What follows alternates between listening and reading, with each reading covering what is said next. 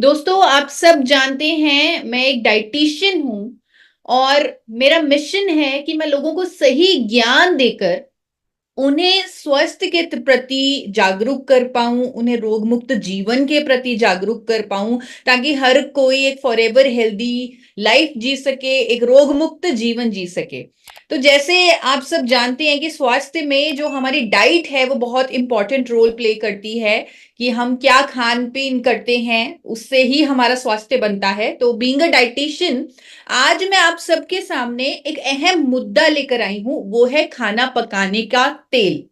दोस्तों, बहुत हैरानी होती है मुझे कई बार जब मैं यूट्यूब पर वीडियोस देखती हूँ, व्हाट्सएप पर मैसेजेस देखती हूँ, बड़े-बड़े डॉक्टर्स, इवन डायटीशियन की स्टेटमेंट्स देखती हूँ और समझ में मुझे आता है कि ये लोग, सबके सब लोग खुद कन्फ्यूज़्ड हैं कि कौन-सा खाना पकाने का तेल इस्तेमाल करना चाहिए। आजकल मैंने सोशल मीडिया पर देखा है कि कच्ची घानी का तेल खाना चाहिए, जो अगेन बहुत ज़्यादा हार्मफुल है हमारे लिए, वो मैं आपको बताने वाली हूँ पूरे फैक्ट्स के साथ।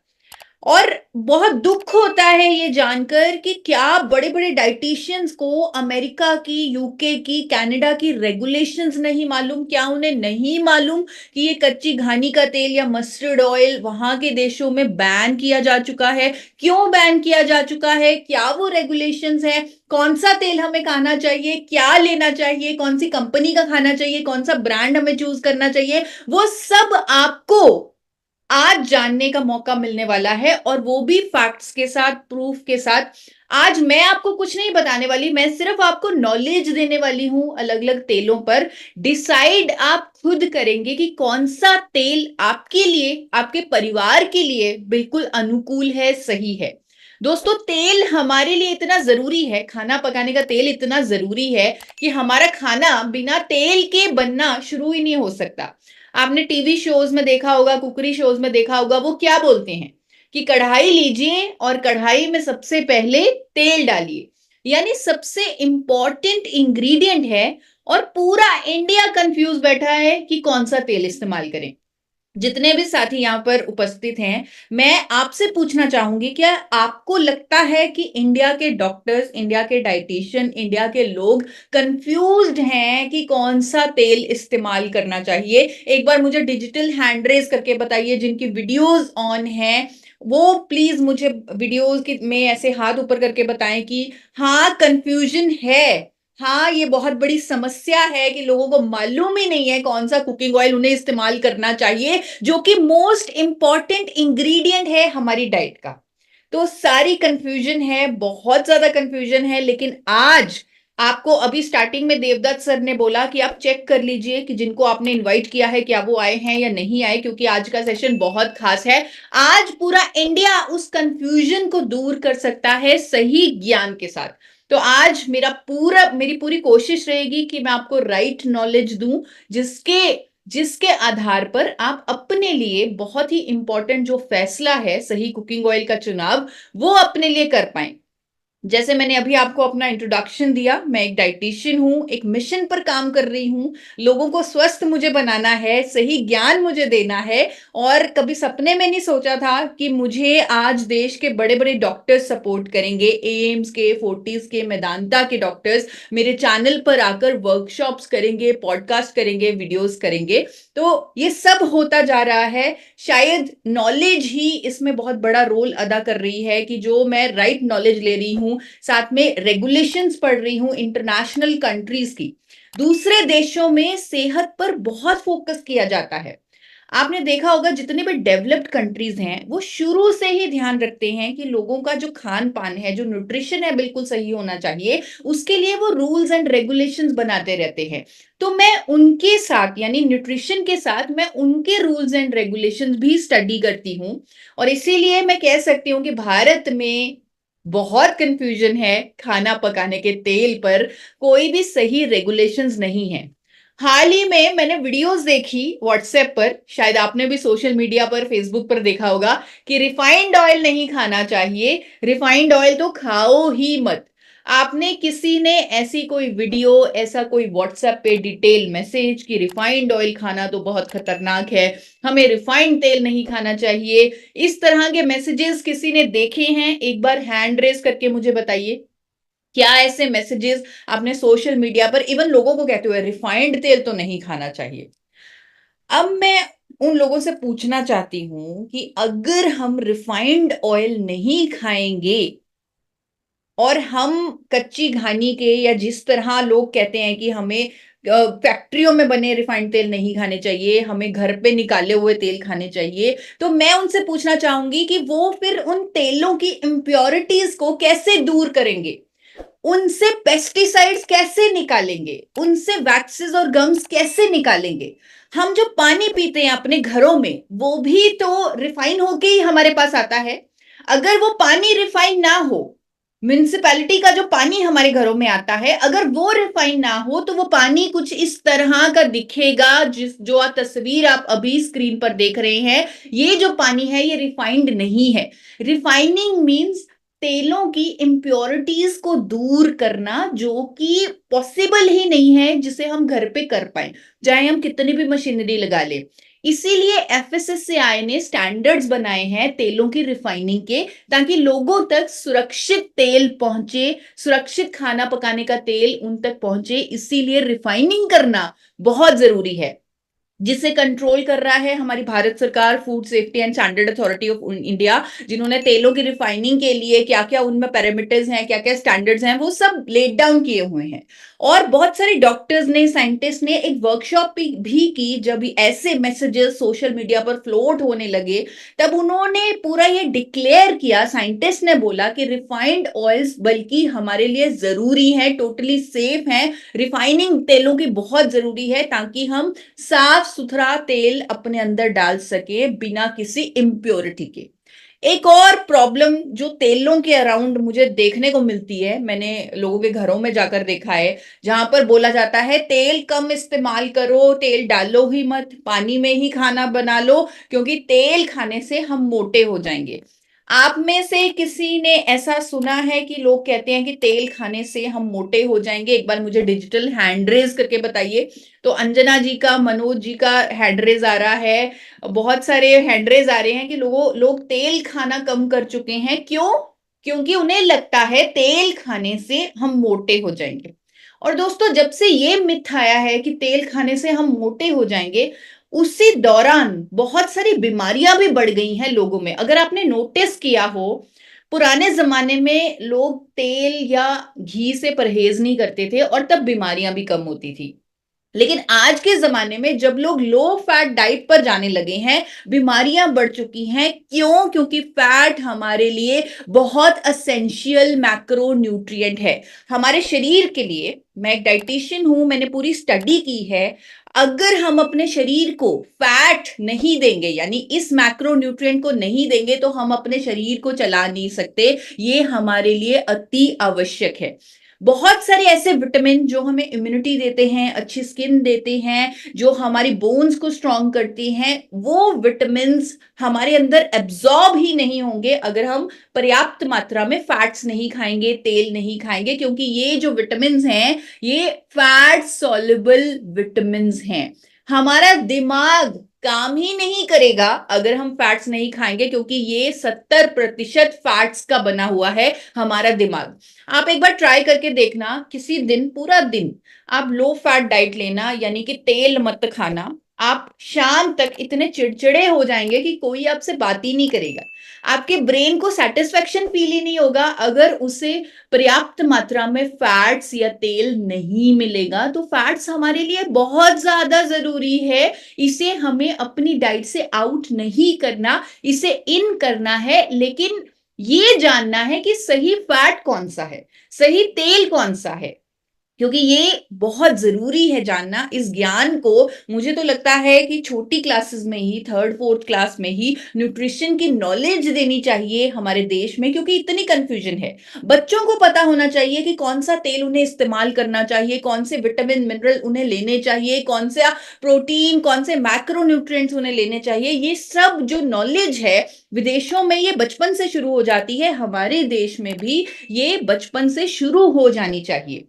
अब हमारी देश की सरकार बहुत अच्छे कदम उठा रही है। पहली बार मैंने देखा 2024 की जो नई डाइटरी गाइडलाइंस आई हैं, पहली बार मैंने देखा कि कितना ज्यादा फोकस हो रहा है डाइट पर, कितना ज्यादा फोकस हो रहा है हमारी जो हैबिट्स हैं जो गलत बन चुकी हैं उन्हें चेंज करने पर। अब सरकार ठोस कदम ले रही है और पहली बार डाइटरी गाइडलाइंस में ये लिखा आया, जो मैं बहुत देर से जानती थी, कि तेलों को बार बार गर्म नहीं करना चाहिए। अब यहां पर क्या होता है, इंडियन घरों में स्पेशली जब हम तेल में कुछ भी फ्राई करते हैं, हम उसे स्टोर करके रख देते हैं और उसे दोबारा इस्तेमाल करते हैं। क्या आप लोग भी ऐसा करते हैं? अगर कोई ऐसा करते हैं तो प्लीज हैंड रेज करके मुझे बताइए कि जिस तेल में आपने फ्राइंग की उस तेल को आपने डब्बे में बंद करके रख लिया और उसको दोबारा यूज करना शुरू कर दिया। तो बहुत सारे साथी ऐसा करते हैं। ये एजुकेशन मैं देना चाहती थी बहुत देर से कि हमें तेलों को बार बार गर्म नहीं करना, यानी जो उतना ही तेल इस्तेमाल करना है जितना तेल आपका फ्राइंग में लग जाए, उस फ्राइड तेल को दोबारा इस्तेमाल नहीं करना, क्योंकि उसमें फूड पार्टिकल्स चले जाते हैं और वो रेंसेड हो जाता है। कोई भी तेल आपको बार बार गर्म नहीं करना, आपको छोटी कढ़ाई लेनी है और उतना ही तेल इस्तेमाल करना है जितना आपका फ्राइंग में लग जाए। और जो बचा हुआ तेल है, वेस्टेज को अवॉइड करने के लिए आप एनिमल्स को दे सकते हैं, उसी दिन उसे यूज कर सकते हैं, लेकिन उसे आप डब्बे में भरकर मत रखिए, उसे बार बार इस्तेमाल मत कीजिए। ये विदेशों में ऑलरेडी कई सालों से फॉलो हो रहा है, लेकिन हमारे देश में इस पर गाइडलाइन पहली बार आई है, 2024 में ही ये गाइडलाइन आई है। तो आज मेरा मकसद है आपको तेलों का सही ज्ञान देना, ताकि आप अपने लिए सही खाना पकाने का तेल चूज कर सके। तो जो तेलों का ज्ञान है, अब आप कॉपी पेन लेकर बैठ जाइए। जो तेलों का ज्ञान है ये बहुत ही आसान सी चीज है, लेकिन आपको थोड़ा सा मेरे साथ बने रहना पड़ेगा, क्योंकि हमने हर तेल को समझना है। हमें सही डिसीजन लेना है कि कौन सा कुकिंग ऑयल हमारे लिए सही है, इसलिए जरूरी है हर तेल को समझना। तो उसे हम समझेंगे, लेकिन बहुत आसान तरीके से। तो आप ये समझ लीजिए कि ये जो तेलों का ज्ञान है ये बहुत आसान है। सिर्फ दो ही चीजों का ध्यान रखना है कि कितना तेल हमें खाना है और कौन सा तेल हमें खाना है, सिर्फ दो ही चीजें जाननी है। तो पहले बात करते हैं कितना खाएं।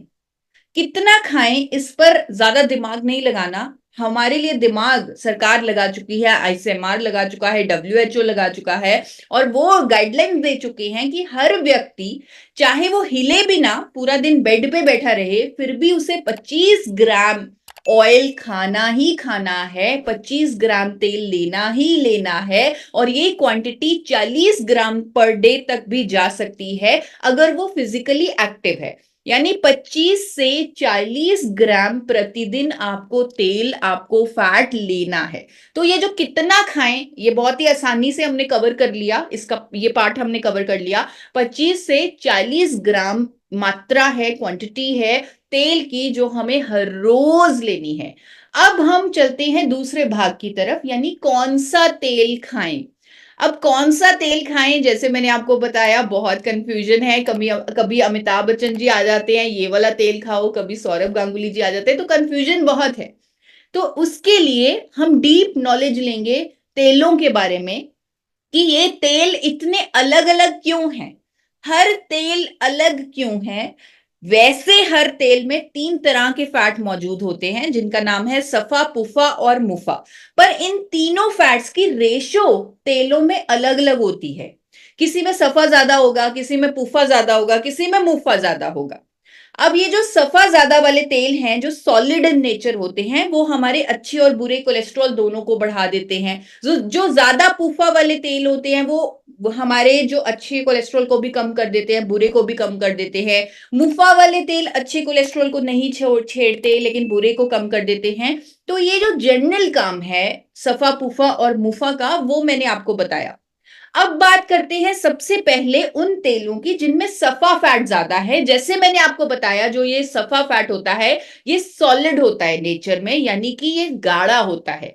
जिन तेलों में सफा ज्यादा होगा वो सॉलिड इन नेचर होंगे, जैसे कि देसी घी।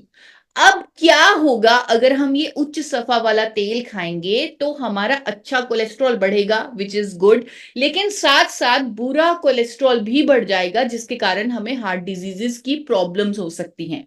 अब यहां पर बहुत सारे साथी ऐसे भी होंगे कि आप कह रहे हो देसी घी खाने से कोलेस्ट्रॉल बढ़ जाएगा, बुरा कोलेस्ट्रॉल बढ़ जाएगा, लेकिन पुराने जमाने में तो लोग देसी घी खाते थे, उनका तो बुरा कोलेस्ट्रॉल नहीं बढ़ता था, उनको तो हार्ट अटैक नहीं होता था। तो आप में से कितने लोग ऐसा सोचते हैं कि पुराने जमाने में तो देसी घी खाया जाता था? राज जी का हैंड रेज हो रहा है। तो बहुत सारे साथी ऐसे हैं, जो देवदत्त जी का भी हैंड रेज हो रहा है, श्याम सर का, मनोज जी का। तो पुराने आपको लोग मिलेंगे जो कहेंगे कि पुराने जमाने में तो हम देसी घी खाते थे, हमारे बुजुर्ग देसी घी खाते थे, लेकिन तब तो हमारा बुरा कोलेस्ट्रॉल नहीं बढ़ता था, तब तो कोलेस्ट्रॉल की प्रॉब्लम नहीं होती थी, तब तो हार्ट डिजीजेस की प्रॉब्लम नहीं होती थी। वो इसलिए क्योंकि पुराना जमाना ऐसा था। पुराने जमाने में लोग हमेशा चलते रहते थे, जहां भी जाते थे साइकिल पे जाते थे, वॉक करके जाते थे, चक्की चलाते थे, हल चलाते थे, और यानी कि वो बहुत ज्यादा फिजिकली एक्टिव थे। वो बैठे नहीं रहते थे, उनका ज्यादा जो काम था वो अपने शरीर को यूज करने का काम था, यानी फिजिकली वो बहुत ज्यादा एक्टिव थे। जो वो डाइट खाते थे, बहुत ज्यादा हाई फाइबर डाइट खाते थे। इसीलिए देसी घी का जो दुष्प्रभाव था, जो कि बुरे कोलेस्ट्रॉल को बढ़ाने वाला, वो निष्क्रिय हो जाता था, वो न्यूट्रल हो जाता था, क्योंकि फिजिकल एक्टिविटी इतनी ज्यादा थी। लेकिन आजकल के जमाने में अगर हम देसी घी खाएंगे, जहां हमारा लाइफस्टाइल ज्यादातर सेडेंट्री है, हम सिर्फ 40 मिनट या 1 घंटा निकाल पाते हैं अपने शरीर को एक्टिव करने के लिए, वो भी हमें स्पेशली निकालना पड़ता है। लेकिन पुराने जमाने में लोग पूरा टाइम एक्टिव रहते थे। तो ये जो एक्टिविटी इतनी कम हो चुकी है, अगर आज के लाइफस्टाइल में, आज के टाइम में हम देसी घी खाएंगे, तो बुरा कोलेस्ट्रॉल डेफिनेटली बढ़ेगा, हार्ट प्रॉब्लम्स डेफिनेटली आएंगी। इसीलिए डॉक्टर्स भी कहते हैं कि आपको देसी घी नहीं खाना चाहिए, तब क्योंकि आपका बुरा कोलेस्ट्रॉल बढ़ जाएगा। तो ये स्टडीज के माध्यम से प्रूव हो चुका है कि सफा ज्यादा खाने से आपका बुरा कोलेस्ट्रॉल बढ़ेगा। इसीलिए जितने भी गाढ़े तेल हैं, जैसे देसी घी है, मक्खन है, ये खाने को मना किया जाता है, स्पेशली हार्ट पेशेंट्स को तो स्पेशली, लेकिन साथ साथ यंग जनरेशन को भी, ताकि उन्हें हार्ट प्रॉब्लम ना हो। अब क्योंकि हमने सफा वाले तेलों को समझ लिया, हम समझ गए कि वो बुरा कोलेस्ट्रॉल बढ़ा देंगे, तो हम थोड़ा उन्हें अवॉइड करेंगे। अब हम पूफा वाले तेलों को जानेंगे।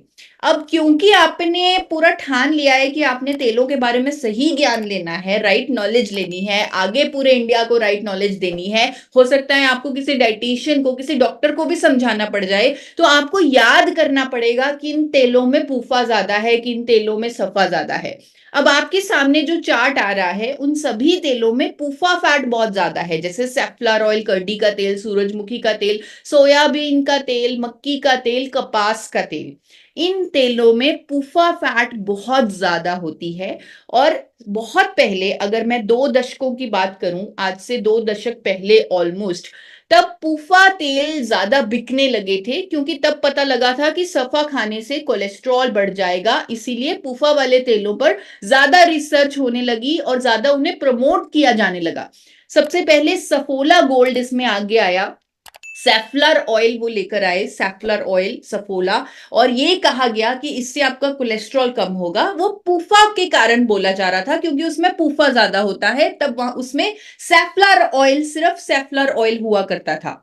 तो शॉर्ट टर्म स्टडीज में समझ में आया कि अगर कोई पूफा वाला तेल खाता है, तो उसका अच्छा कोलेस्ट्रॉल जो है वो कम हो रहा है, और बुरा कोलेस्ट्रॉल भी कम हो रहा है। लेकिन लॉन्ग टर्म में अच्छा कोलेस्ट्रॉल अगर कम हो रहा है रूटीन में ऐसी चीज खाने से, जिसे हम रेगुलरली खा रहे हैं, तो वो हमारे दिल के लिए खतरनाक है।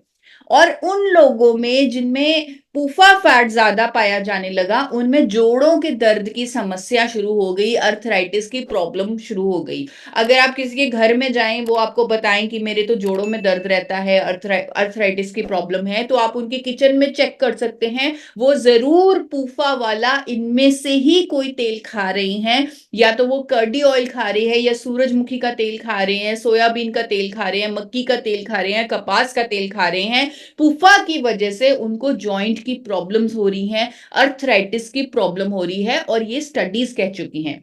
इसीलिए बड़ी बड़ी कंपनियों ने पूफा फैट्स को प्रमोट करना बंद कर दिया। उन्होंने अपने तेलों में कुछ और डालना शुरू कर दिया जिससे पूफा फैट कम हो जाए। वो मैं आगे आपको बताती हूं कि कैसे प्रमोशन की जा रही है तेलों की। आपका अब ध्यान लाना चाहती हूं मुफा वाले तेलों की तरफ। अब ये जो तेल है वो बहुत महंगे होते हैं, जैसे सरसों का तेल, कैनोला तेल, जैतून का तेल, और इन्हें डाइटिशियंस जो हैं, डॉक्टर्स जो हैं, क्योंकि ये महंगे तेल हैं और ये इससे हमारा जो बुरा कोलेस्ट्रॉल है वो कम होता है, अच्छे को ये कुछ नहीं करती, इसीलिए डॉक्टर्स और डाइटिशियंस जो हैं वो इन तेलों को प्रमोट करते हैं। अब में से कितने लोगों ने ये वीडियोस देखी हैं या ऐसा स्टेटमेंट्स पढ़ी हैं डॉक्टर्स की कि सरसों का तेल खाना चाहिए? एक बार मुझे हैंड रेज करके बताइए।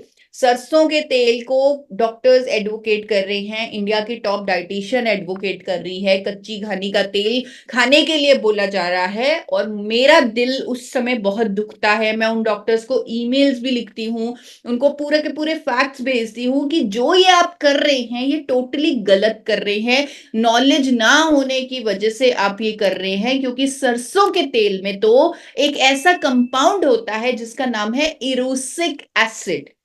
इंडिया के सरसों के तेल में नेचुरली इरूसिक एसिड बहुत ज्यादा होता है, 35 से 55% तक होता है। अब आप कहेंगे ये इरूसिक एसिड क्या है? इरूसिक एसिड सरसों के तेल में पाया जाने वाला एक कंपाउंड है जिसकी वजह से सरसों के तेल में एक अलग सी खुशबू होती है, अलग सी स्मेल होती है। आप लोगों ने कितनों ने सरसों के तेल में एक खुशबू सूंघी है? आपको लगता है कि आप कोई भी चीज खाते हैं आपको जब भी पता लग जाता है ये सरसों के तेल में बनी है, क्यों? क्योंकि उसके अंदर एक खुशबू होती है। वो खुशबू इरूसिक एसिड के कारण होती है, वो फ्लेवर जो है वो इरूसिक एसिड के कारण होता है। अब वही फ्लेवर, वही खुशबू आपको घरों में होने वाले पेंट में भी मिलेगी।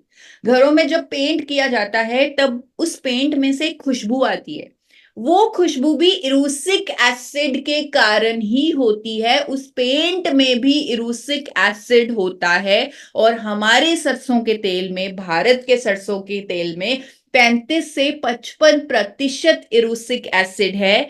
विदेशों में गाइडलाइंस हैं कि अगर किसी भी खाद्य तेल में 5% से ज्यादा इरूसिक एसिड है वो खाने के लिए अनुकूल नहीं है। उस पर आपको लिख के बेचेंगे फॉर एक्सटर्नल यूज ओनली, यानी उसे से आप मसाज कर सकते हैं, बालों में लगा सकते हैं, लेकिन उसे इंटरनल यूज यानी अपने अंदर नहीं डाल सकते, सिर्फ बाहरी बाहरी काम के लिए यानी मसाज के लिए, सर पे लगाने के लिए ही इस्तेमाल कर सकते हैं। ये जो बॉटल आपके सामने आ रही है ये एक ऐसे ब्रांड की बॉटल है जो भारत में सरसों का तेल बेच रहा है लोगों को खाने के लिए, लेकिन विदेशों में इसी ब्रांड के सरसों के तेल पर लिखकर बेचा जा रहा है फॉर एक्सटर्नल यूज ओनली, यानी लोग इसे खा नहीं सकते। वहां पर रूल बना हुआ है, वो रूल भी आपके सामने आ रहा है, वो रेगुलेशन भी आपके सामने आ रही है। यूरोप का रेगुलेशन है कि किसी भी खाद्य तेल में अगर 5% से ज्यादा इरूसिक एसिड है वो खाने के लिए अनुकूल नहीं है। हमारे देश में भी कितनी सारी स्टडीज आ चुकी, कितने सारे प्रूफ आ चुके कि सरसों का तेल खाने से हार्ट अटैक होता है। वेस्ट बंगाल में क्योंकि सरसों का तेल सबसे ज्यादा यूज हो रहा है, वहां पर लोगों का ट्राइग्लिसराइड ज्यादा पाया गया है। इवन गॉल ब्लैडर कैंसर पर भी स्टडी हो चुकी है कि जिन लोगों में सरसों का तेल की जो मात्रा है, इरूसिक एसिड की जो मात्रा है ज्यादा पाई गई, तो उनको गॉल ब्लैडर कैंसर होने की संभावना ज्यादा रही। इस तरह की स्टडीज, इस तरह के आर्टिकल्स पब्लिश हो चुके हैं हमारे देश में भी। पर दुख होता है अभी तक एफएसएसएआई ने आज तक इरूसिक एसिड पर कोई भी गाइडलाइन जारी नहीं की जो विदेशों में है, पर वो इंडिया में मिसिंग है। लेकिन आज आप सही ज्ञान ले चुके हैं, आप जान चुके हैं कि सरसों का तेल खाना कितना खतरनाक, कितना टॉक्सिक हो सकता है, कार्सिनोजेनिक हो सकता है, हार्ट के लिए नुकसान कॉज कर सकता है, उसमें इरूसिक एसिड इतना ज्यादा है। तो हम ये ज्ञान ज्यादा से ज्यादा लोगों तक पहुंचाएं, हमारी जिम्मेदारी बनती है कि हम ज्यादा से ज्यादा लोगों को पहुंचाएं ये ज्ञान और लोगों को स्वस्थ बनाएं। सरसों का तेल हम किसी को रेकमेंड नहीं कर सकते खाने के लिए, क्योंकि इसमें इरूसिक एसिड बहुत ज्यादा होता है। और आप देखिए हमारे देश में ये बाजारों में इतना महंगा बिक रहा है, ऑलरेडी कच्ची घानी ऑयल को इतना ज्यादा प्रमोट किया जा रहा है। तो एक बार आप खुद भी नेट पर थोड़ा सा रिसर्च करें, क्या मैंने आपको जो बताया है क्या वो सही है, उस पर आप थोड़ा सा रिसर्च करें और लोगों को राइट नॉलेज दें। अब ये जो नॉलेज है ये कुछ ब्रांड्स को है, तो उन्होंने सरसों के तेल को जेनेटिकली मॉडिफाई किया, कनाडा से तेल लेकर आए, उसका नाम कैनोला ऑयल रखा। सरसों के तेल के साथ एक छेड़छाड़ की गई, उसके बीज को लैब में चेंज किया गया, उसके इरूसिक एसिड को 35% से कम करके 5% तक लाया गया और उसका नाम रखा गया कैनोला ऑयल। लेकिन ये आर्टिफिशियली जेनेटिकली मॉडिफाइड तेल है जो हमारे लिए अच्छा नहीं है। इंडिया में जेनेटिक मॉडिफिकेशन अलाउड भी नहीं है। तो ये जो कैनोला ऑयल है ये कम इरूसिक एसिड वाला सरसों का तेल ही है, लेकिन ये हाई टेम्परेचर कुकिंग के लिए सूटेबल नहीं है। विदेशों में कैनोला ऑयल पर लिखकर बेचा जाता है not recommended for high temperature cooking, यानी इसे आप गर्म नहीं कर सकते, क्योंकि वहां पर अब्रॉड में तो लोग जो हैं वो तेल को गर्म नहीं करते, वो तेल को ज्यादातर कच्चा खाते हैं। तो यहाँ इंडिया में हमें तेल में फ्राइंग भी करनी है, हमने पराठा भी सेकना है, हमने पूरी भी तलनी है, तो हमारे लिए तो कैनोला ऑयल नहीं चल सकता। एक और तेल जो बहुत महंगा बिकता है वो है एक्स्ट्रा वर्जिन ऑलिव ऑयल। ये जो ऑलिव ऑयल है ये अगेन इंडियन स्टाइल के लिए बना ही नहीं है, इंडियन कुकिंग के लिए बना ही नहीं है। यहाँ इसे यूरोप में खाया जाता है सैलेड पर छिड़क कर, इसे भी आप गर्म नहीं कर सकते। तो ये जो प्रॉब्लम है, ये जो विदेशी तेलों की जो प्रॉब्लम है, ये हमारे देश में चाहे इन्हें प्रमोट किया जा रहा है, चाहे इन्हें महंगा बेचा जा रहा है, चाहे लोगों को लगता है कि ये महंगे तेल हैं तो ये अच्छे तेल होंगे, लेकिन ये उन्हें समझना होगा कि हमारे खान पान के साथ ये तेल नहीं मिलते, इसीलिए ये हमारे लिए सही नहीं है। तो ये जो सारी चीजें जो अभी आपने समझी वो आज से लगभग 20 साल पहले बहुत सारे डॉक्टर्स, बहुत सारे डाइटिशियंस, बड़े बड़े इंस्टीट्यूट्स ने रिसर्च की और उन्हें ये समझ में आ गया कि कोई भी तेल हमारे लिए सही नहीं है, क्योंकि उनके फैट कॉम्पोजिशन अलग अलग है। तो उन्होंने एक फैट कॉम्पोजिशन बनाई WHO ने और NIN ने, और ये सामने लाया कि हमें तीनों तरह के फैट चाहिए और ऑलमोस्ट बराबर बराबर चाहिए। हमें सफा भी चाहिए, हमें पुफा भी चाहिए, हमें मुफा भी चाहिए, ये तीनों फैट्स हमें बराबर चाहिए।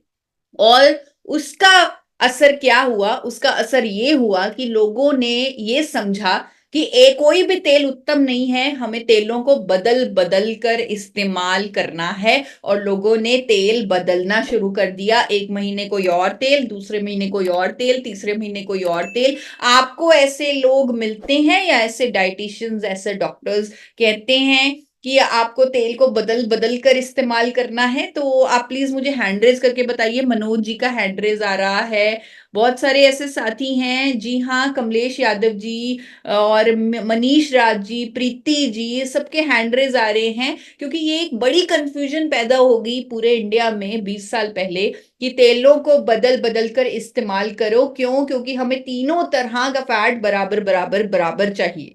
लेकिन बिना नॉलेज के अगर हम ये भी करेंगे तो वो भी संभव नहीं है। मैं कहती हूं अगर नॉलेज भी ले ले कि हमें पता हो किस तेल में सफा कितना है, किस तेल में मुफा कितना है, किस तेल में पूफा कितना है, फिर भी हम तेलों को बदल बदल कर यही एग्जैक्ट फैट कॉम्पोजिशन नहीं ले सकते जो हमें WHO देना चाहती है, जो हमें नेशनल इंस्टीट्यूट ऑफ न्यूट्रिशन देना चाहता है। लोगों ने तो ब्रांड बदलने शुरू कर दिए। लोगों ने सफोला लिया, फॉर्च्यून लिया, लेकिन उन्होंने देखा ही नहीं कि उसमें तो वही तेल है, उसमें तो सेफ्लर ऑयल ही है, फॉर्च्यून का भी सेफ्लर ऑयल है।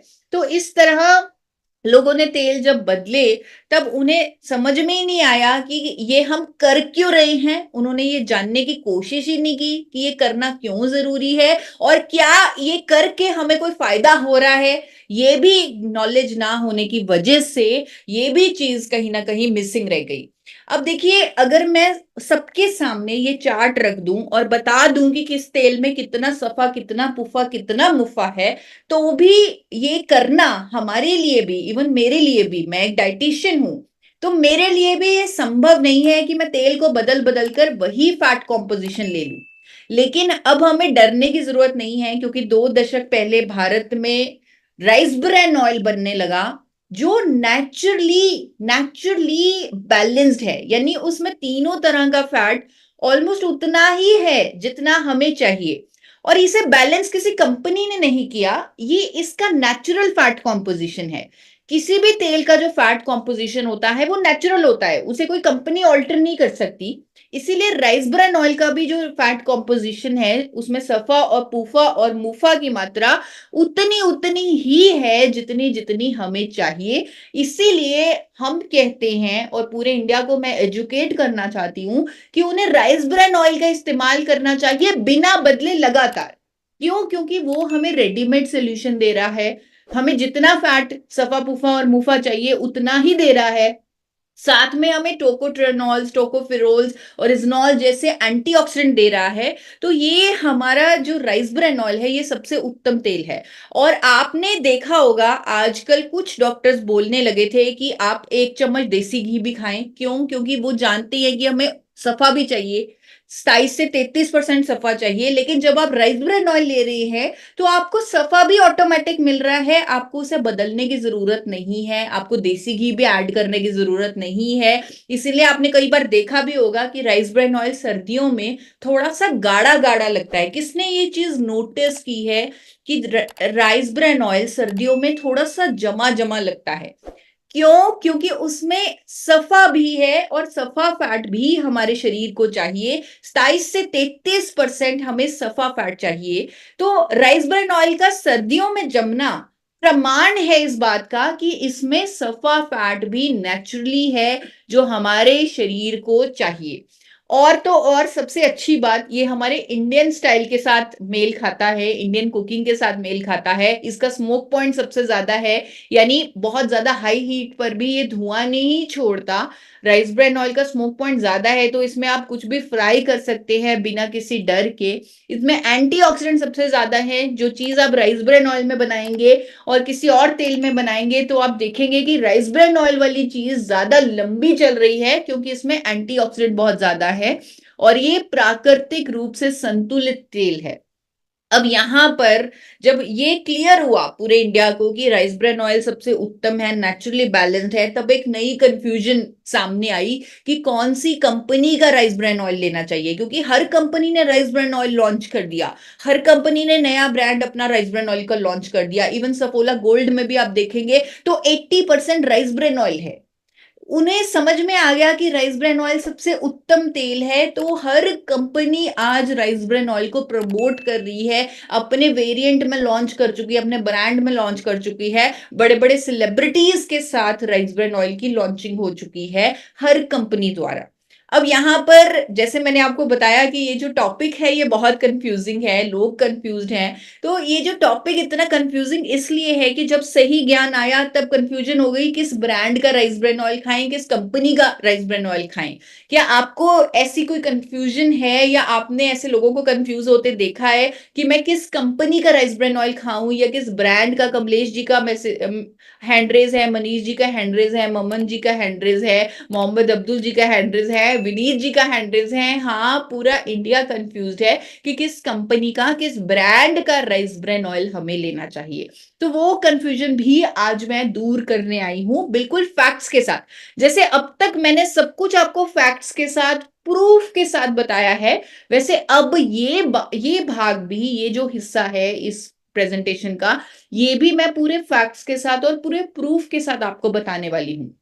इंडिया में एक कंपनी है जिसने सबसे पहले फिजिकल रिफाइनिंग की टेक्नोलॉजी से एडिबल राइस ब्रेन ऑयल बनाया। उस कंपनी का नाम है एपी ऑर्गेनिक्स लिमिटेड धुरी। ये कंपनी आज की डेट में इंडिया की highest exporter of rice bran oil है। और यहां पर स्क्रीन पर एक पेटेंट आ रहा है, इस पेटेंट का आप स्क्रीनशॉट ले सकते हैं। आई एम श्योर ये पेटेंट आपके पास होगा। तो कंपनी के जो चेयरमैन हैं AR शर्मा जी, उनके नाम पर ये पेटेंट रजिस्टर्ड है, जहां पर उन्होंने फिजिकल रिफाइनिंग के जिस प्रोसेस से वो राइस ब्रेन ऑयल बना रहे हैं, जहां पर कोई केमिकल का इस्तेमाल नहीं हो रहा, कास्टिक का इस्तेमाल नहीं हो रहा, और तेल की सही रिफाइनिंग भी हो रही है फिजिकल रिफाइनिंग के प्रोसेस से, तो उस पर जो पेटेंटेड टेक्नोलॉजी है वो उन्होंने इस्तेमाल की है, पेटेंट है उनका इस पर। और इसी टेक्नोलॉजी के लिए उन्हें भारत सरकार खुद 4 बार नेशनल अवार्ड दे चुकी है। आप वो तस्वीरें देख सकते हैं, मनमोहन सिंह जी से, अब्दुल कलाम जी से, प्रतिभा पाटिल जी से, जब वो प्रेसिडेंट थे, जब वो प्राइम मिनिस्टर थे, तब उन्हें अवार्ड मिले हैं इस टेक्नोलॉजी के लिए, इंडिया में पहली बार physically refined rice bran oil बनाने के लिए। अब एक और जो खास चीज है एपी ऑर्गेनिक्स की, जो किसी और कंपनी की नहीं है, वो मैं आपको बताना चाहती हूं। अभी अभी मैंने आपको बताया कि एपी ऑर्गेनिक्स इंडिया की highest exporter of rice bran oil है। यहां पर जो प्रोडक्ट बनाया जाता है वो इंटरनेशनल स्टैंडर्ड से बनाया जाता है, इंडियन स्टैंडर्ड से नहीं। आप देख सकते हैं कि इंडिया अभी इन मामलों में बहुत पीछे है। हमारी FSSAI भारत सरकार डेफिनेटली इंप्रूव कर रही है, स्टैंडर्ड्स को रिवाइज कर रही है, लेकिन अभी भी हम अगर अमेरिका की बात करें, ऑस्ट्रेलिया की बात करें, न्यूजीलैंड की बात करें, तो हम बहुत पीछे हैं।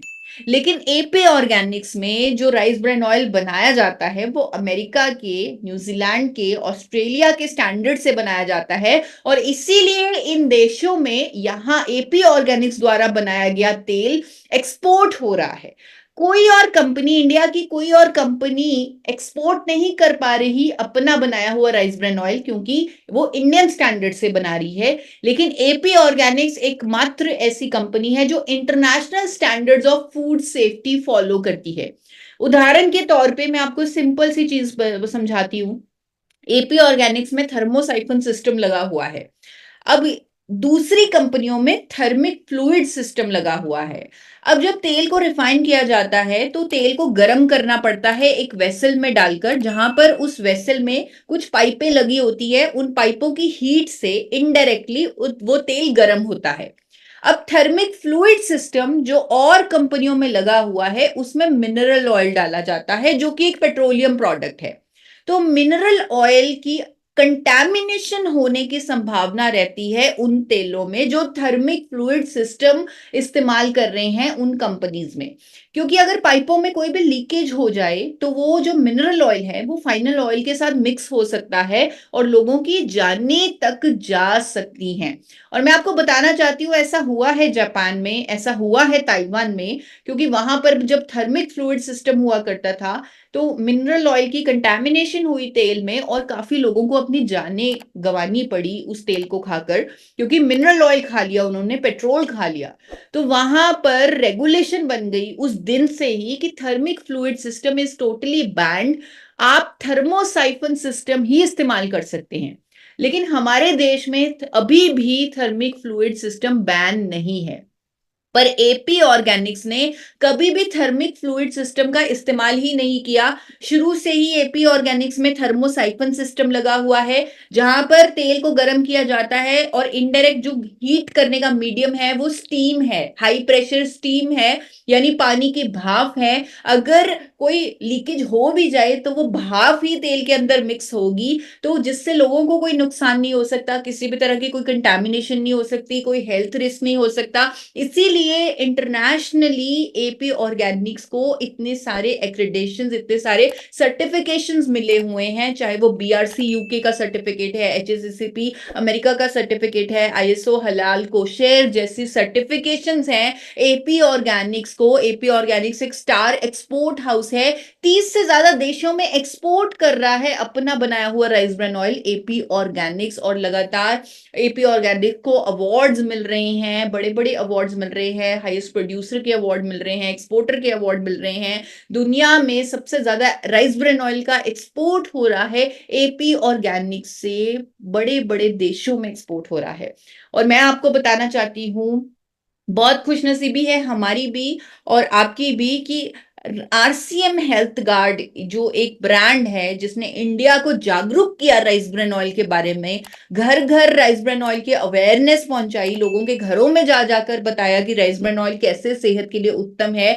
ये जो health guard rice bran oil है, ये एपी ऑर्गेनिक्स लिमिटेड धुरी का ही प्रोडक्ट है, ये इंडिया के हाईएस्ट एक्सपोर्टर का ही प्रोडक्ट है। Health guard rice bran oil में सबसे ज्यादा ओरिजिनॉल है, 14,000 ppm ओरिजिनॉल है, जिसके अगेन मल्टीपल बेनिफिट्स हैं।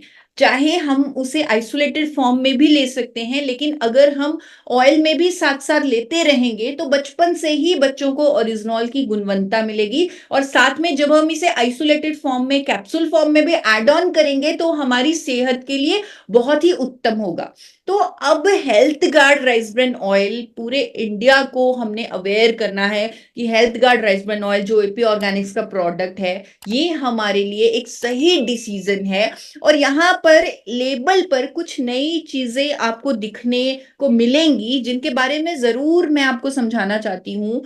कुछ नया health guard rice bran oil पर आप देखेंगे, आप देखेंगे भारत सरकार का ट्रांस फैट फ्री का लोगो हेल्थ गार्ड के मेन लेबल पर, क्योंकि health guard AP Organics limited धुरी का ही प्रोडक्ट है, तो इस पर अब एक लोगो भी लगा आएगा कि ये ट्रांस फैट फ्री है।